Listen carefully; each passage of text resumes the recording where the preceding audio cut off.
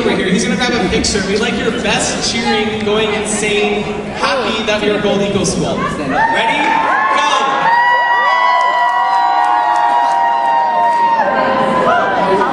Awesome. Thank you. Are you getting it? So I'd like to welcome to this assembly. We have a really great presentation planned, and there's a lot of important things about the environment and sustainability.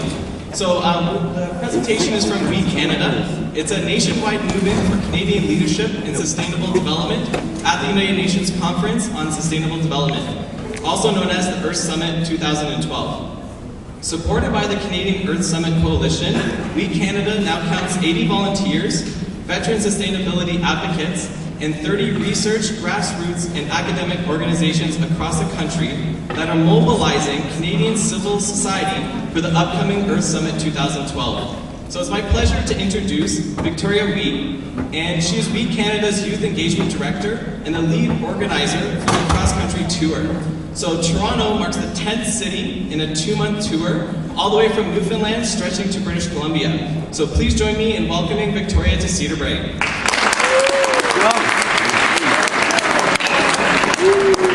Okay, so during this presentation, there's going to be a couple little exercises to engage the crowd ourselves. So when I go, "Ayo," I want you to say, "Oi." One try. Ready? Ayo. Oi. Come on now, one last time. Ayo. Not too shabby. Let's see how that goes for this presentation. So, my name is Victoria Wee. I was born and raised in Vancouver, British Columbia. Hands up if you've been there before. Also not too shabby, quite a few of you. So, as many of you might know, Vancouver is a beautiful place. In one single snapshot, you can see the coastal mountains, the salty piers, the trails where you can go hiking. It's a beautiful land. But as I was born and raised there, I had never really internalized that beauty until I went to the Arctic last year on an expedition with the Students on Ice program. The Arctic. So I traveled there with a group of about 80 students, as well as researchers, explorers, and artists, and together we explored the land of the north. We journeyed to these glaciers. The bottom right picture, third from the right, from the left, you can see me and a glacier that we were able to climb up. I was able to hold my water bottle up to this glacier and say, "Hey, this water is melting, this glacier is in retreat, and this is what global warming looks like to me." It's not just a textbook you see in geography class, it's not just a figure you read off your science textbook. It's something I can touch and taste and feel, and because of that, I learned about the world in a way that I had never learned about in the classroom. In the Arctic, I was able to ride on Zodiacs, black inflatable boats where we were able to trail our hands through the ice-cold water and say, this is where that water's coming from. This is what the Arctic means to me, and this is what climate change and what sustainable development means to me. Before that point, the science had told me that time was running out, that in 4 months' time, actually less than 4 months' time from this day forward, the United Nations will come together in a life-changing moment, in a world-changing moment, for the Earth Summit 2012.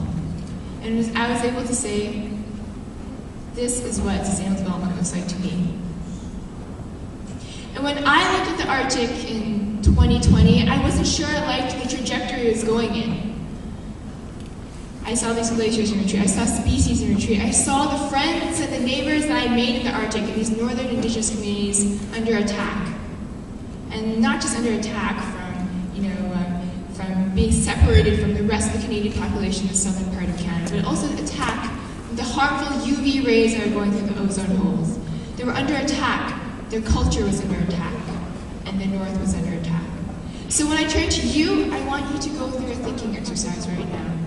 Think about Toronto, your home. What do you see in Toronto in 2020? How do you know that in just 8 years' time, Toronto will be a stronger community, a stronger place for you to live in, a greener and more prosperous place? So let's take 20 seconds, bow your head, close your eyes, and think about what you would like to see in Toronto in 8 years' time.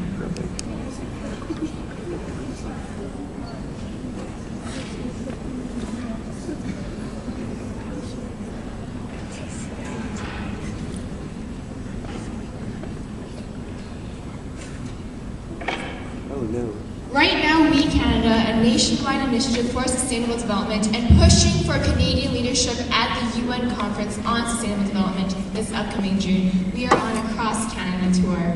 It started at the end of January, and a couple days ago we celebrated our 1-month anniversary on tour, which is pretty amazing. And Toronto marks our 10th stop on tour, and you, Cedarbrae C.I, you mark our only secondary school in Toronto on this cross-Canada tour. So can we hear us cheer for Cedarbrae?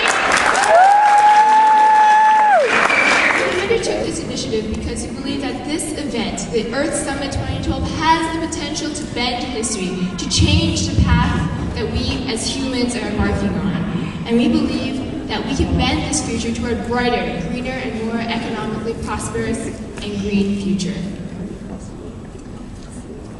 So when you looked at Toronto in 2020, you know what you saw, and I know what I see in the Arctic. So in the next 30 minutes, we're going to look at what sustainable development really is. We are also going to look at Earth Summit history, because this upcoming Earth Summit in June is not the first Earth Summit in world history. As Canadians, we have a legacy to fulfill at this summit. Also, we look at 4 amazing Canadians like yourself who have shaped the landscape of sustainable development and of Canada's position on the international stage. We're going to look at 3 big goals that we as Canadians and as Canada can champion at this Earth Summit, and we are going to learn about how you and myself as young people can get engaged in this process.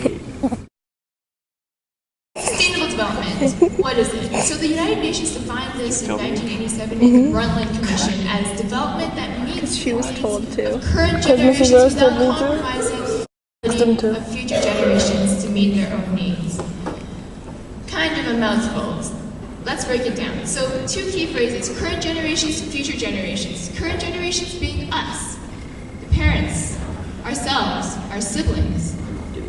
Previous generations being our parents, our grandparents, our great-grandparents, whose decisions and actions in their daily lives have shaped, unconsciously maybe, how we ourselves today can live our lives. And how we ourselves today live our lives influences how the generations to come can live our common future.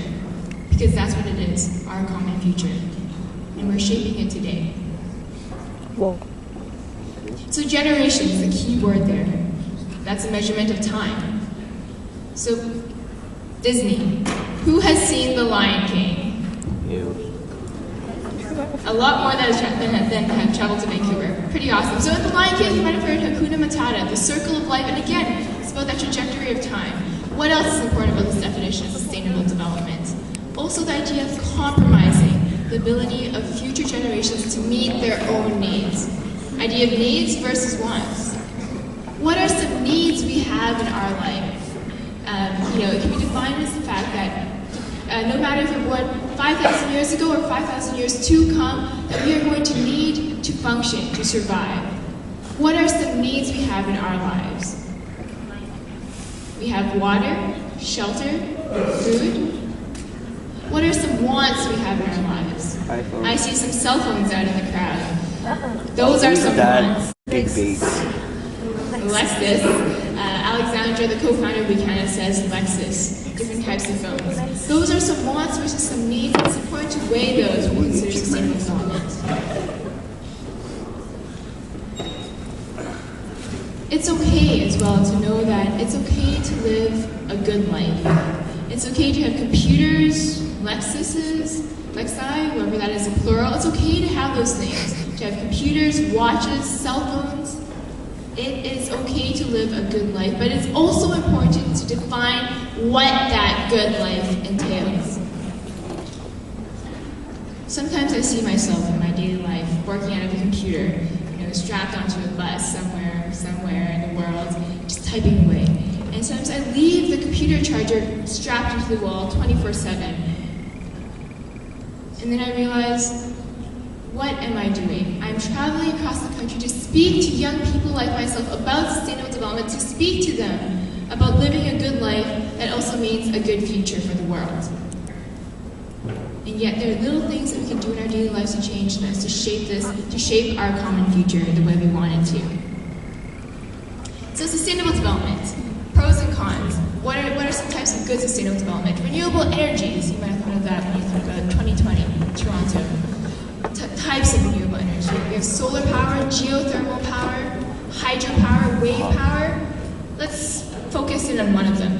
Geothermal energy. Geo meaning from the earth, thermal meaning heat. So energy that is harnessed from the heat of the earth and used for energy and electricity purposes. Did you know that last year, also 2011, the Geographical Survey of Canada released a report that said that Canada has huge potential for geothermal energy? When I was in the Arctic, we went to Iceland and we learned that Iceland, over 70% of their energy comes from renewable sources. That's solar power, that's geothermal power. And while Canada, like Vancouver, we don't see volcanoes erupting every minute, every moment, every year, there are things that are unseen that work in ways that we don't know until we do. And we do know that geothermal energy is possible in Canada. So why don't we jump at that? Why don't we use this geothermal energy to build a better future? Because we can. What else?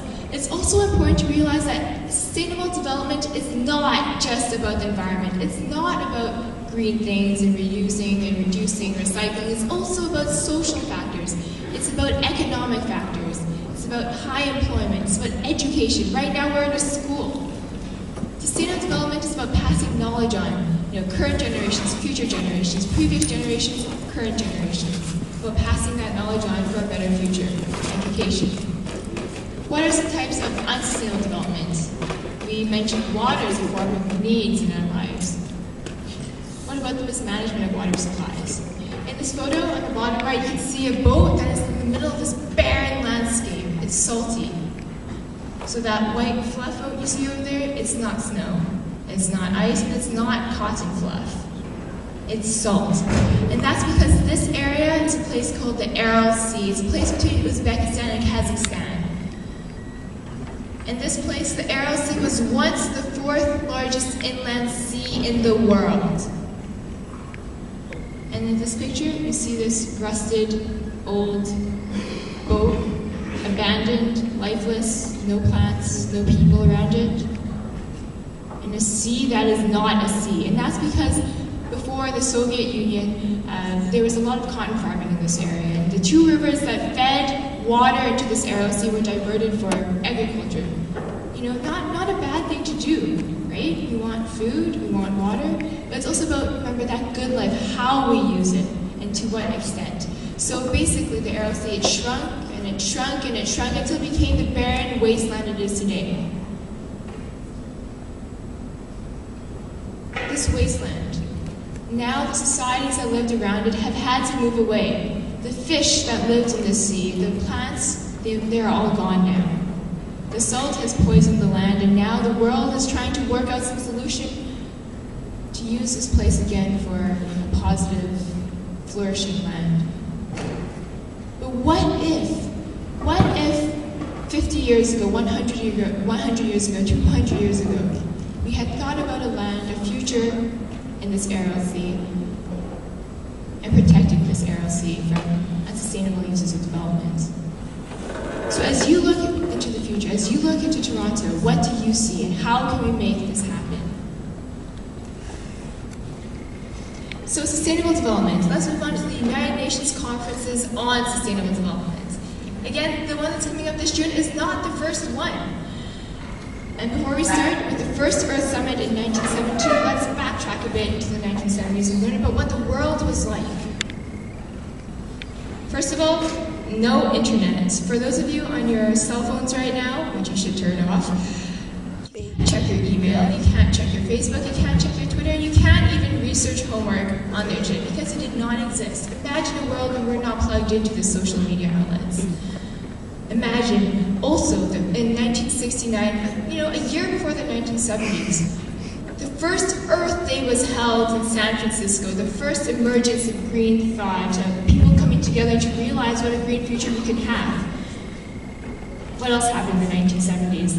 Well, Timbits were invented. Also a pretty awesome thing, and the beaver was made Canada's national emblem. So not only was it a time for discovering an environmental future, it was also a time of discovering and identifying what Canada's national identity might be. It was a time of change and discovery in Canada. And finally, there were only 3.7 billion people living on the earth. Last year, 2011, October 31st, Halloween, the United Nations predicted that we had reached 7 billion people living on Earth, that the 7 billionth child was born. Besides being a pretty awesome thing to put on your resumes, it's also a time when we have to reevaluate who we are as a human species. Thousands and thousands and thousands and thousands of years have passed by in human civilization. We had just made it to 3.7 billion, and then bam, 40 years passed by. And we had doubled that. 7 billion people living on Earth and counting. So in 1972, the first Earth Summit was held in Stockholm, Sweden. So the man you see here, his name is Morris Strong. He is a Canadian, and under his leadership, the first Earth Summit was held when humans and the environment were united under one umbrella. So no longer was it just talking about, countries, negotiating back and forth about different issues. It was also about environmental issues now for the very first time. Under his leadership, the first State of the Environment report, only one Earth was commissioned. International, political, and environmental issues were finally put under one agenda. This shaped the emergence of sustainable development under Canadian leadership. Let's jump a couple more years into the future. So international leaders, our presidents, prime ministers, secretaries of state decided that we needed to have an organization that specifically addressed how we as a human society can move towards sustainable development. So then they commissioned the Brundtland Commission. And from that commission came the Brundtland Report. And this man here, Jim McNeil, he is also Canadian, and he was the Secretary General of this commission. And under his leadership, we developed what we know today as a definition of sustainable development. Again, going back, that's development that meets the needs of current generations without compromising the ability of future generations to meet their own needs. That definition echoes through history because Canadians were the leaders in defining this. A couple more years in the future, 1992, only 20 years ago, again, Morris Strong, by this time an international man, a man of the world who was leading Canada and the world at this point. He was again the Secretary General of this World Conference. This Earth Summit was held in Rio de Janeiro, Brazil, the first Rio Earth Summit. And this conference was so important, it set the next level of attendance at conferences because never before heard of, 192 governments were represented at this conference. 108 governments sent their presidents, their prime ministers, their global leaders to negotiate our common future. It was a time of setting new heights, new precedents. So not only Morris Strong led on the stage, but Desiree McGraw, also a Canadian, 20 years old, and she was traveling across Canada on a tour, much like myself and Alexandra. 20 years old, and she spoke to Canadians everywhere, young Canadians, old Canadians, all Canadians, about security, about peace, about nuclear disarmament, and because of this, she was named one of 2 global youth ambassadors to this Earth Summit. And she made history. Never before had young people been represented on the global stage. Never before had youth voices, opinions, been voiced formally. She opened the space for us to be here today. Desiree McGraw, right now she lives in Montreal. She has 2 children. The cycle goes on, 20 years ago. And not only was Desiree McGraw and Morris Strong leaders on the international stage, but one Severin Suzuki, 12 years old, the youngest Canadian on the stage, and probably in this room. Severin Suzuki, daughter of David Suzuki, international environmentalist, geneticist, host of TV shows everywhere. Well, Severin Suzuki, at 12 years old, spoke at this UN conference, and her words echo through history today, 20 years into the future, to remind us of the dire situation the world faced 20 years ago. Let's watch her speak.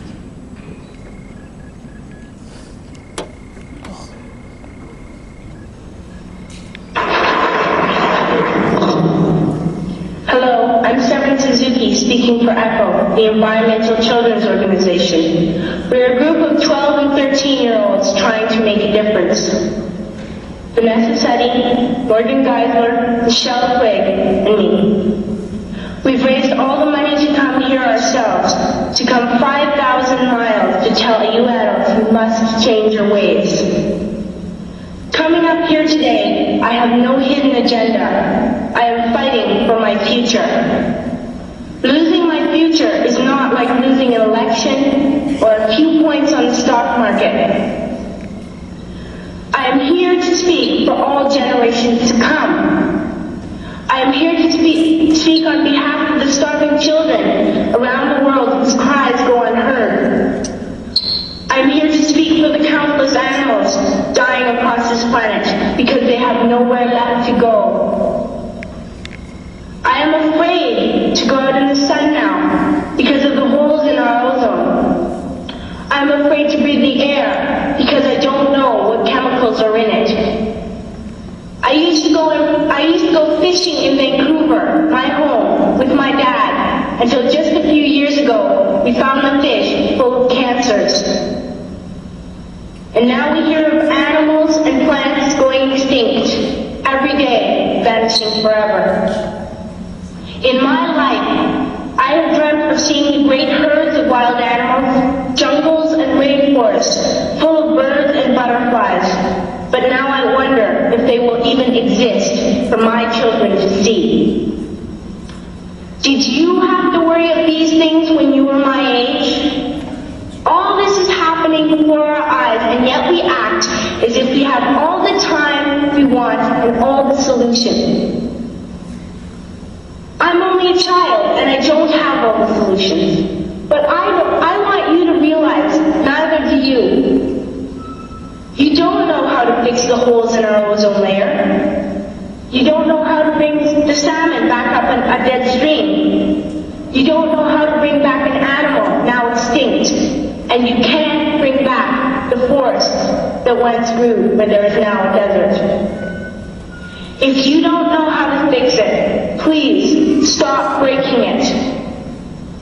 Here, you may be delegates of your government, business people, organizers, reporters, or politicians, but really, you're mothers and fathers, sisters and brothers, aunts and uncles, and all of you are someone's child. I'm only a child, yet I know we are all part of a family, 5 billion strong, in fact 30 million species strong, and borders and governments will never change that.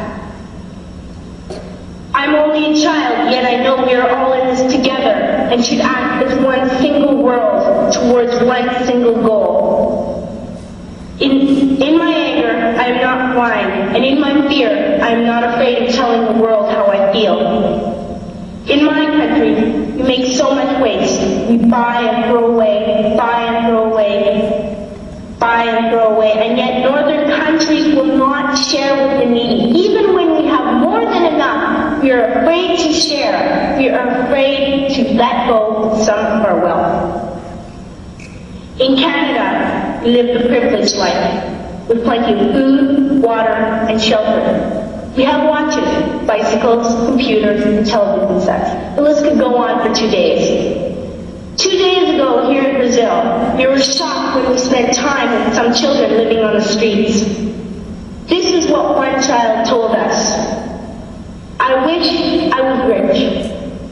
And if I were, I would give all the street children food, clothes, medicines, shelter, and love and affection. If a child on the streets who has nothing is willing to share, why are we who have everything still so greedy? I can't stop thinking that these are children my own age, that it makes a tremendous difference where you are born. That I could be one of those children living in the favelas of Rio. I could be a child starving in Somalia, or a victim of war in the Middle East, or a beggar in India. I am only a child, yet I know if all the money spent on war was spent on finding environmental answers, ending poverty, and finding treaties, what a wonderful place this earth would be. At school, even in kindergarten, you teach us how to behave in the world. You teach us to not fight with others, to work things out, to respect others, to clean up our mess, not to hurt other creatures, to share, not be greedy. Then why do you go out and do the things you tell us not to do? Do not forget why you are attending these conferences, who you're doing this for. We are your own children. You are deciding what kind of world you're growing up in. Parents should be able to comfort their children by saying, everything's going to be all right. It's not the end of the world. And we're doing the best we can. But I don't think you can say that to us anymore. Are we even on your list of priorities? My dad always says, you are what you do, not what you say. Well, what you do makes me cry at night. You grown-ups say you love us, but I challenge you, please, make your actions reflect your words. Thank you.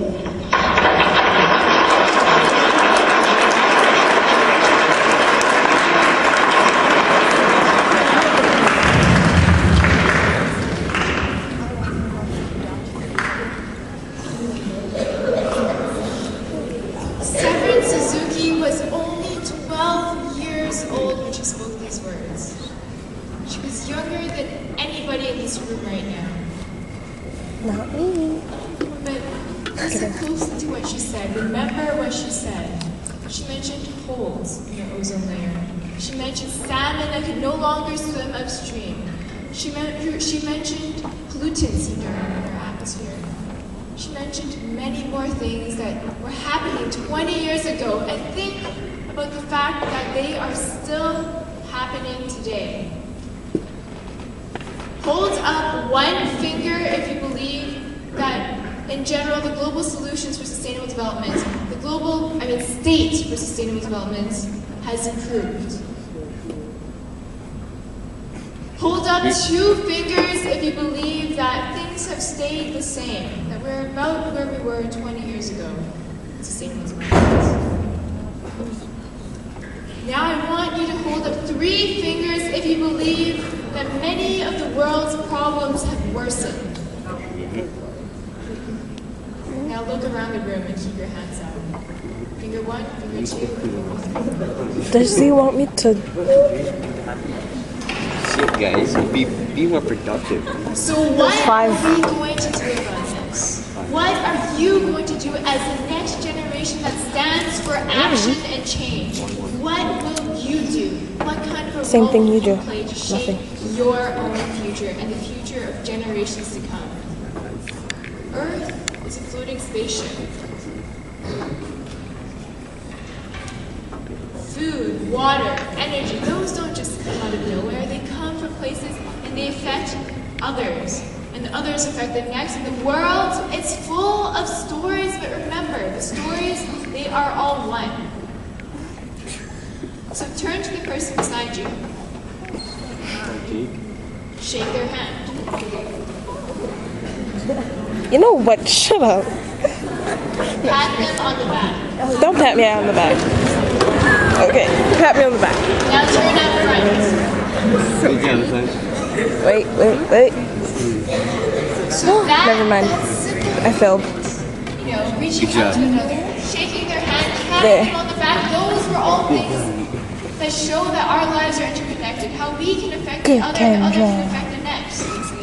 Shut up, Kendra. And it's not just us in the room that's included. It's not just us in Toronto that affect each other. It's us affecting people in the Arctic who we have never, ever seen in our lives before. Us affecting people in Russia who we'll probably never see. No dirt. It's us affecting future generations that will never even live on the earth and at the same time as we do. Optimism is a moral choice. It's easy to cast off what we do to know that, you know, we can have water and energy and pretty much anything we can want. And everything that we need where we are in our lives today. And think about how this affects others. Those who are not even alive and those who may never have seen. So after the 1992 Earth Summit in Rio de Janeiro, we popped 10 years into the future to the 2002 Earth Summit. These summits happen once a decade. So they're not common occurrences that happen annually or monthly. These are things that happen once a decade, and most people, again, in this room, look around, have not lived 2 of these summits. I, myself, have only lived 1. And the next one will shape my future in 4 months' time. So 2002, what happened? So you heard Severin speak 10 years before. So what has happened in these 10 years afterward? Well, world leaders met and they talked about new and emerging challenges of the world that the world faced. And at this point, you know, the giant emerging population of the world was definitely identified. What else? Water mismanagement, the holes, the ozone, those were all issues being discussed at the table. The 2 main outcomes at this conference were the Johannesburg Plan of Implementation and the Johannesburg Declaration. They sound pretty great. They always do coming out of these conferences. But it's also important to remember how meaningful are these documents. It's great to say we're working toward a better future. Sustainable development is great. I don't think anyone will deny that. But it's also important to realize how these plans are being implemented, how they're being put in place, and how we are holding our leaders accountable for these decisions. So the 2 main documents that came out of this conference, they were not legally binding, meaning they had no real commitments, period.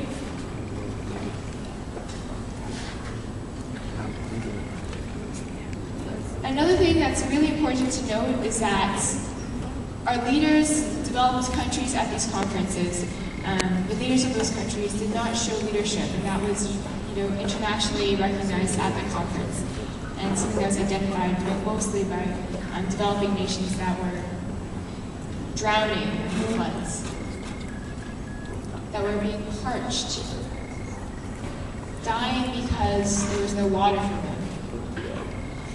Actually, our closest neighbor, the United States, at this conference, the current president there boycotted this conference. And the United States, as a world leader, as a world changer, that was a political act. And that told the world that sustainable development was not a priority for them at that point. What will we ask our leaders to do in 4 months' time? How do we want to be remembered as Canadians for the years to come, for the people to come? That brings us to 2012. This is our year. This is our summit as young people. The 2 main things under discussion are green economy and governance. They're pretty long names. Green economy is again uniting social issues, economic issues, and environmental issues under one umbrella, putting eco back in economy. Green economy is about setting a framework for us to govern ourselves in, and how we address the economy and social and environmental issues. The next main theme of this conference is institutional framework for sustainable development and poverty eradication, which is a bit of a mouthful, so we shorten it to governance, because that's what it really is. It's about setting up a framework as well, an institutional framework for how we manage ourselves at local, national, international, and global levels. At the local level, what is governance? Let's bring it to this school. Cedarbrae. Ms. Gallagher is a level of governance. We have teachers, we have administration, we have support staff, and we have students. Those are some levels of governance for how we set goals and how we meet those goals over time. Let's pull that back a little. At the national level, we have our different systems of governance. We have our prime minister, we have our municipalities, we have our mayors. We have those different levels for how we govern and manage ourselves. And at this conference, world leaders will come together to develop an international, national, regional, and local frameworks for sustainable development. And as frameworks, as forms of governance, those are hard to alter over time. So what do we want to see to happen?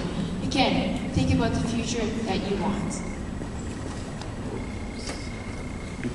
So we learned about the United Nations Earth Summit history, so let's bring that back to Canada. We learned about 4 amazing Canadians that shaped the landscape of sustainable development, and let's look at the future to come. So we have Morris Strong in 1972, Secretary General of the first ever Earth Summit, Commissioner of the first ever State of the Environment report in human history. He gets a gold star. We have 1992, we have Morris Strong again as Secretary General. We have Desiree McGraw, 20 years old, and traveling the country to speak to young Canadians everywhere about peace and security, the first global youth ambassador to the international stage. We have Seven Suzuki, 12 years old, whose words echo through history. She also is a leader. There is also a mechanism, an international protocol called the Kyoto Protocol that was in development in the years after the 1992 Earth Summit. So this Kyoto Protocol is called so because it was developed in Kyoto, Japan. And this protocol is the first, and was and is the first ever legally binding agreement to reduce greenhouse gas emissions on Earth. We know greenhouse gases like methane and carbon dioxide, in great quantities chucked into the atmosphere are not good for our survival, are not good for the Earth, because they warm the Earth, they trap heat, and things melt, and things grow, and things drown, and things freeze. That's great. This Kyoto Protocol limited those emissions. Canada was a leader again in 2002 in Johannesburg. That conference, actually Canada announced for the first time that it was signing on to the Kyoto Protocol, one of the first countries in the world to do so. Again, this shaped the international landscape because developing and developed countries everywhere realized Canada is doing this. Maybe we should do it as well. We set the stage, we led the world. Then last year, 2011, Canada was the first country to withdraw from the Kyoto Protocol. Sure. Under international ridicule everywhere, we so stepped back from our leadership position. What do you want for Canada? And think about this. This is so important because this is not just Canada, this is your Canada as a Canadian. Canada's international position reflects upon us as Canadians, and if we want something, then we should let the world know what we believe in so that we can reflect our opinions. So as young people, what are we? We are the next generation of decision makers, and we stand for action and change. Let's read that together in the count of 3. 3, 2, 1. We are the next generation of decision makers, and we stand for action and change.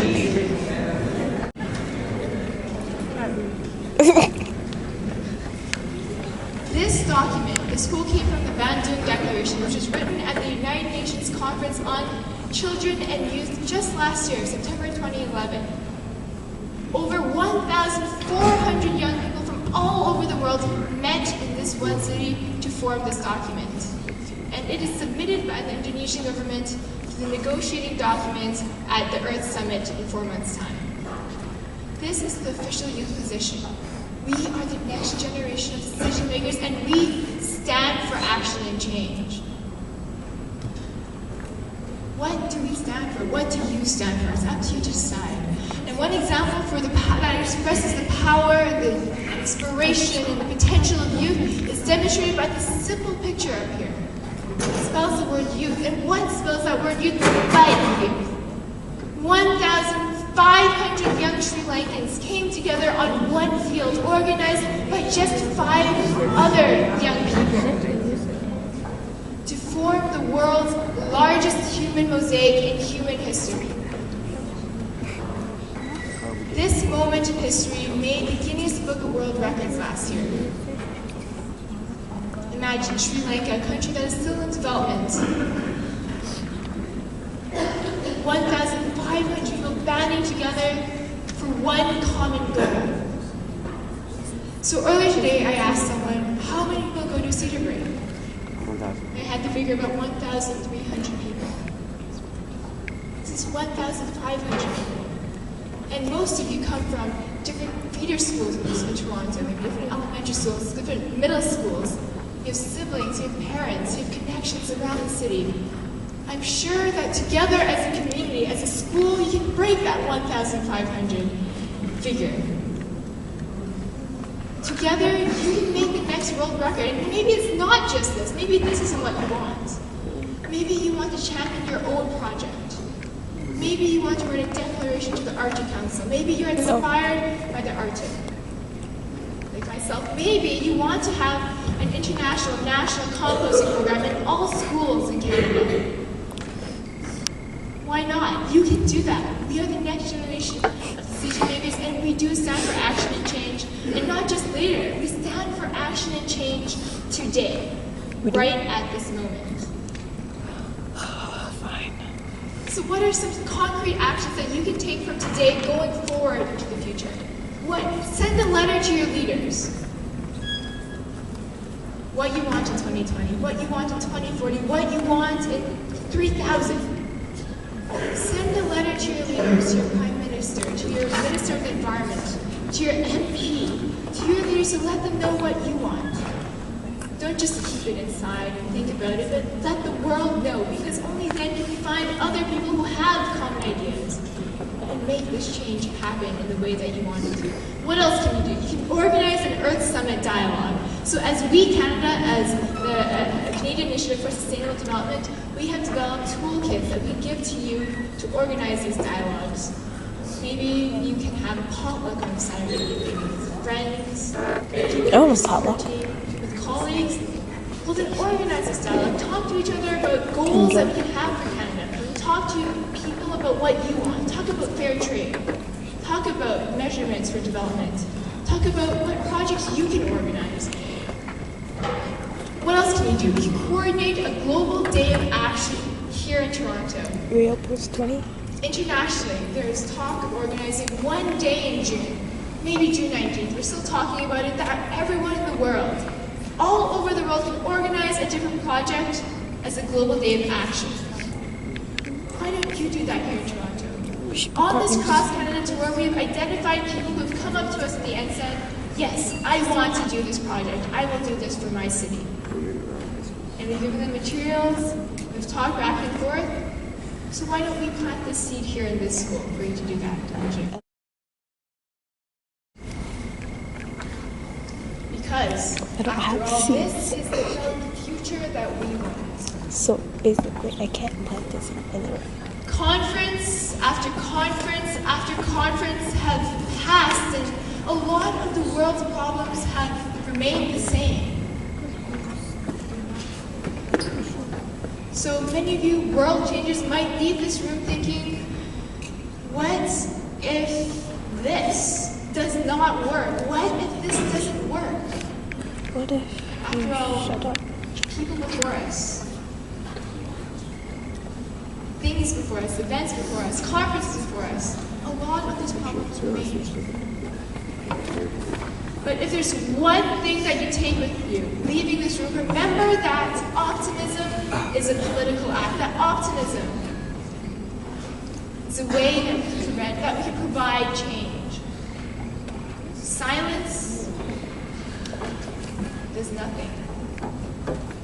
Silence is everything. Optimism is an act that you can do, take from you, take with you, moving forward. Because we are the next generation of decision makers, and we do stand for action and change. Can I have a hurrah? Hurrah! Guys. Okay, so let's do that. Ayo!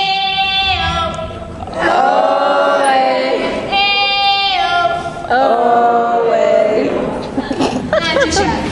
What the heck is shabby? So as Canadians, let's move into the future knowing that we can. Why can't you just say not that bad? Because shabby sounds cooler. Shabby. Maybe sounds cooler. Yeah, okay. Canadians. We live in some of the coldest places on the planet. But we don't huddle inside. We make ice a national pastime. Cold. A source of comfort. We're home to a guy who ran a few thousand kilometers on one leg.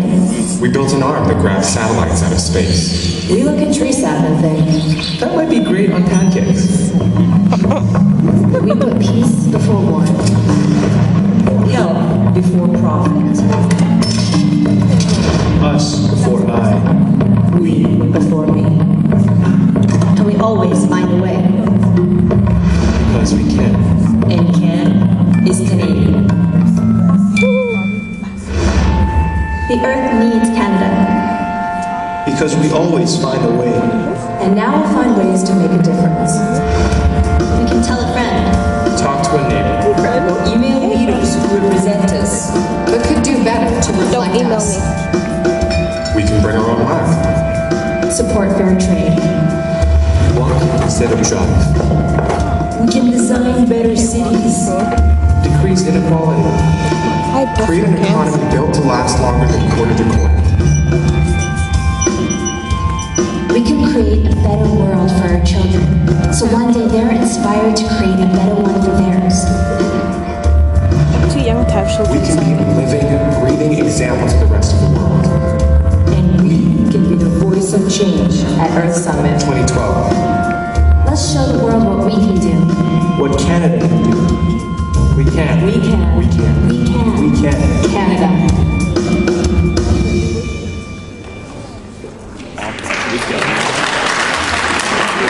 It's almost done anyway. Thank you, Victoria Wee, Mr. Zoras, and Cedarbrae for this wonderful presentation. To join We Canada's emailing list, please come to the front to sign up. On To behalf stay of connected to student We body. Canada, please visit www.earthsummit.ca or follow the tour on Twitter on #CNDTour and at We Canada. Victoria will be staying behind a few minutes to answer some questions and to meet you. And also, can the Ecoclub please join us in the library at lunch? Thank you. That's it.